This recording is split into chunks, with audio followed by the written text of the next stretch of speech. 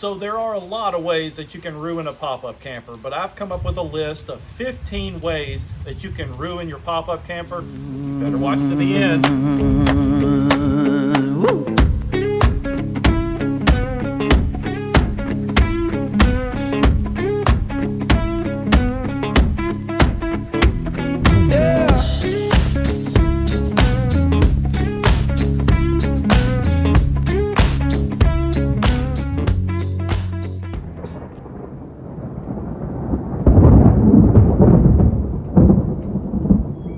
Yeah, I don't mess around with thunderstorms. So I work in lawn care for a living. I don't work in lightning and thunderstorms. So I'm home today, just working on the pop-up camper and making some videos for you guys.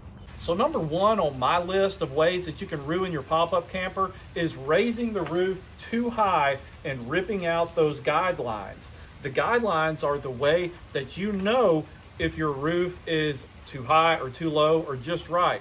So you keep an eye on that guideline, and when it's just tight, you know that that roof is high enough. But if you raise it too high, you're gonna rip that guideline right out of the camper, and then you're not gonna have a visual way of knowing when your roof is high or too low. So that's really the only way, other than just eyeballing it, of knowing whether or not your roof is too high, too low, or just right. So be careful whether you have a manual crank or an electric crank of not ripping out that guideline when you're raising your roof. Also be careful to not pinch that guideline and leave it hanging out when you lower your roof and lock it down.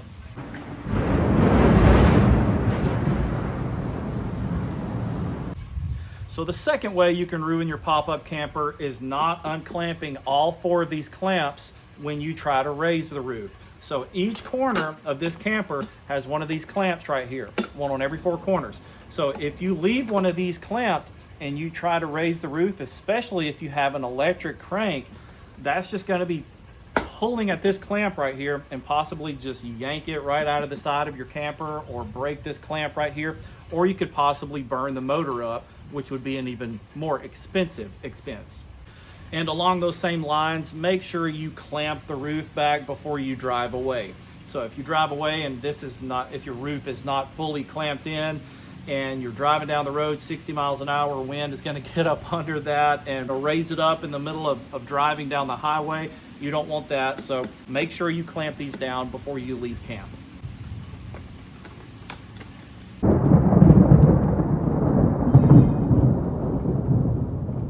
The third way you can ruin your pop-up camper is to fail to support your beds. So each side of this camper, the front and the back, there's a bed that pulls out. Underneath the bed, there are two support bars. If you pull your bed out and go into your camper and start making your bed or whatever you do when you're preparing for camp, if you lay on that bed without those two supports, you're basically gonna break your bed. It's gonna just bend at the rails, at the bed rails that are inside the camper. So always make sure to support your beds as soon as you pull them out. Again, each bed has two supports underneath the bed, and it just braces directly into the camper itself. So always make sure you support your beds before you lay on them. Number 4, forgetting to raise your stabilizers before driving away. Make sure you raise your stabilizer jacks before you drive away. If not, you're just going to scratch them on the ground. You're going to rip them right off the side of the camper. Each corner of your pop-up trailer has a stabilizer jack, so make sure they are raised before driving away.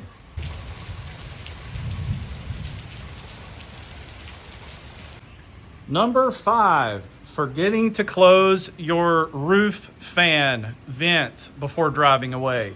So in a pop-up camper, and really all campers, most of them come with this roof vent fan system. So the way that it works is this part of this cover pops up and then you turn the fan on. That allows excellent airflow throughout your camper. But if you drive away with this vent up, it's going to catch some wind and just rip right off. Also, it's going to allow rainfall, water, whatever to get inside your camper. So always make sure you close your vent fan and lock it from the inside before closing your camper and before driving away. And on those same lines as the rooftop vent fan, at camp, if you leave your camper, I would probably suggest just closing the vent fan if you're going to be gone for a long period of time, especially here in the South where we get thunderstorms and rainstorms throughout the summer. If that's open and it starts raining, you're going to get rainfall and water inside your camper. So just try to make a good habit of closing that when you leave camp. Speaking of rainstorms, it's like a rainforest out here.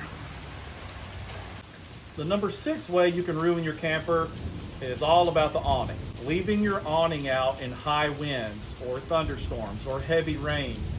It is an awning. It protects you well from sunlight and even light rain, but if there's a heavy thunderstorm coming in, go ahead and bring in your awning. This is not an electric awning. Ours is a manual one, so you unzip it, you pull it out, and it has 2 support bars that go into the camper here. But if it's going to be wind 10 miles per hour or more, we pull this in, and especially if we're going to bed at night, whether the Weather Channel says it's going to be clear or not, we pull this awning in because we don't want a thunderstorm to come through at 2 o'clock in the morning and wake us up and this awning be flipped over on top of the camper or broken off completely. That can be very expensive. And if you leave camp for an hour or 2 or go on a long hike, it's still probably a good idea to bring this in while you're away from camp. So a good general rule of thumb, only have your awning out if you're at camp and enjoying it. Number 7, forgetting to pull away the 2 support bars that are on each corner of your pop-up camper.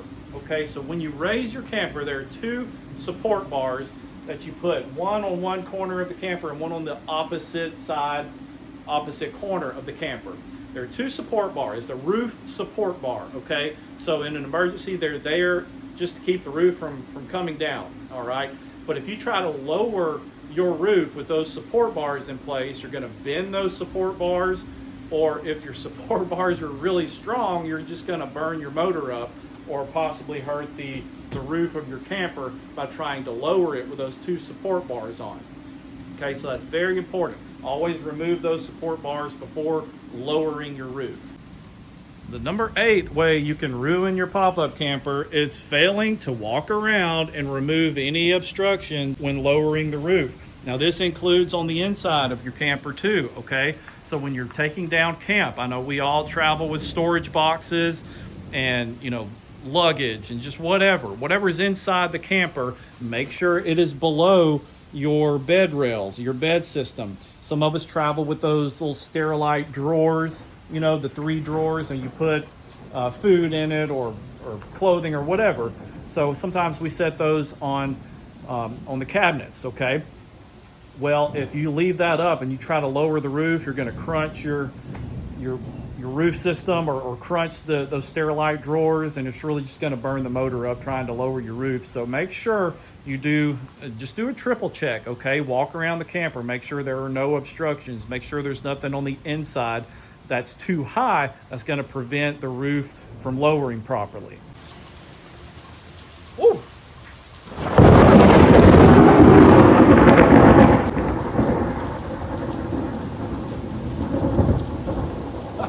Okay, the number 9th way you can ruin your pop-up camper is taking it down while it's raining. Okay, so if you take your camp down in a rainstorm, when you get home, remember to pop it back open on a sunny day and air this thing out. Okay, the canvas is obviously going to be soaking wet when you're putting it away on a rainy day. So when you get home, open it back up, let it air out. Also keep in mind that your beds are going to get wet.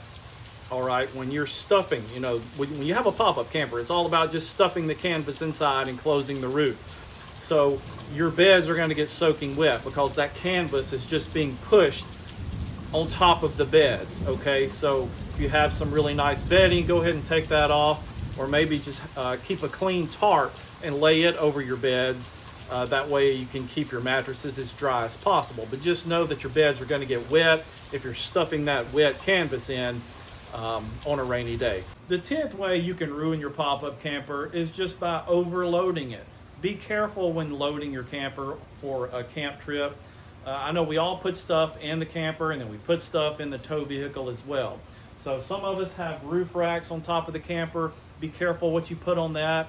You know, most kayaks are pretty lightweight, but if you have one of those giant canoes, like the old timer canoes, those can be pretty heavy. Some of us have e-bikes that we try to put on top of the camper. Those can get pretty heavy as well. So just check your cargo carrying capacity and make sure you're not exceeding that.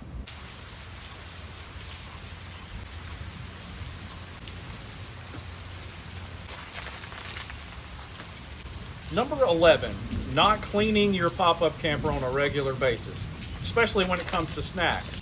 If you leave crumbs in your camper and then put it in storage, let's say it's in storage for 2 or 3 weeks and you go back, you're gonna have ants. Make sure you sweep your camper on a regular basis, especially do a little, it doesn't have to be a deep cleaning, but just make sure you clean it well before putting it in storage. You don't want ants, mice, roaches, whatever, you know, all the dirty little insects.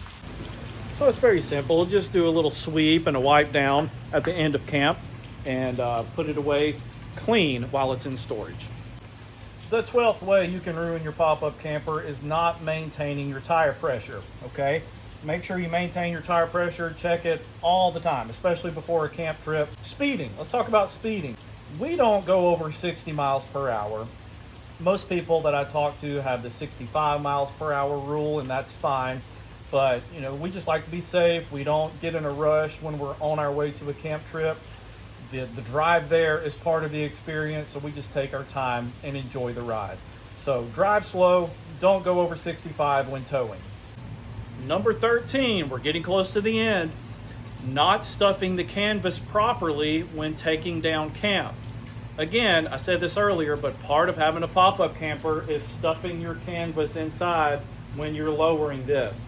So we usually do this in 3 phases. We lower it about halfway, we walk around the entire pop-up camper, and we stuff it in as far as we can. Then we lower it to about here, and then we do one other walk around and stuffing. After that, then we lower it completely and close the clamps. But just be careful when you're stuffing that canvas inside the pop-up camper. It can get caught in the bed track systems. You don't want it caught in this when you close it all the way, you know, pinch points. You can end up ripping some of the fabric inside. So just be careful. Just walk around 2 or 3, 4 times if you need to make sure you're stuffing that canvas inside properly. I know we're a little tight over here on this side of the camper, but number 14 is not maintaining your air conditioning. So we have a side AC unit, okay? Inside the camper, it's just on the floor. It drips right out of the camper from the side. A lot of pop-up campers have your rooftop ACs, but either way, it doesn't matter. Just make sure you have proper venting. Make sure it's able to just drip out. Again, ours just drips out right onto the ground. It's very nice. We don't have to worry about it dripping onto the roof and inside the camper. So I actually really prefer these side AC units. But just maintain it properly, keep it clean. On the inside, don't let anything block your air intake area, okay? So a lot of us put our dog in front of the AC unit just so they stay cool, or boxes, storage, luggage, just whatever you have. Don't block the air intake, because that's just gonna make the AC have to work even harder. And the 15th way of ruining your pop-up camper is all about the battery. Okay, there's many things on the pop-up camper that can drain the battery. Leaving the refrigerator running while it's in storage. Leaving your trailer brake system plugged in. You know, most of us have trucks with the built-in trailer brake system, but we do not have that. We had to have an aftermarket trailer brake system installed, and we use that. This is part of it right here, okay? So if we keep this plugged into the car, it's gonna end up draining our car battery. So I'm talking about the car battery and the RV battery. So if you have a system like this, as far as your trailer brakes are concerned, just make sure you unplug this while it's in storage. Whatever else is gonna end up draining your battery, you know, trying to run too many things at the same time. If you're not plugged into 30 amp power and you try to run too many appliances at the same time, you're gonna drain your battery, you're gonna overload the system and possibly trip some breakers. And you know, so just make sure you're not running too many things at the same time. If you do run your AC, make sure you are plugged into 30 amp power, because the battery alone cannot run your AC. We always camp with 30 amp power. We love campgrounds and And that's where we go. We plug into 30 amp power so we can run our heat, AC, whatever we need to use. So just be sure not to run too many things at the same time. And I even have a bonus for you. Number 16 is all about the keys. I always make sure to have a pair of keys to the camper on me at all times, but we also keep a spare key in the tow vehicle. You do not want to get all the way to camp and realize you don't have a key to unlock the door to your camper. So thank you for watching this video. If you have any other ways that you have ruined your pop-up camper or ways that you can warn others about ruining your camper, let me know in the comment section. If you found value in this video, please consider subscribing to this channel and help me grow this into a community. Hit the like button. Stay tuned for the next one. Hey, pretzels are good.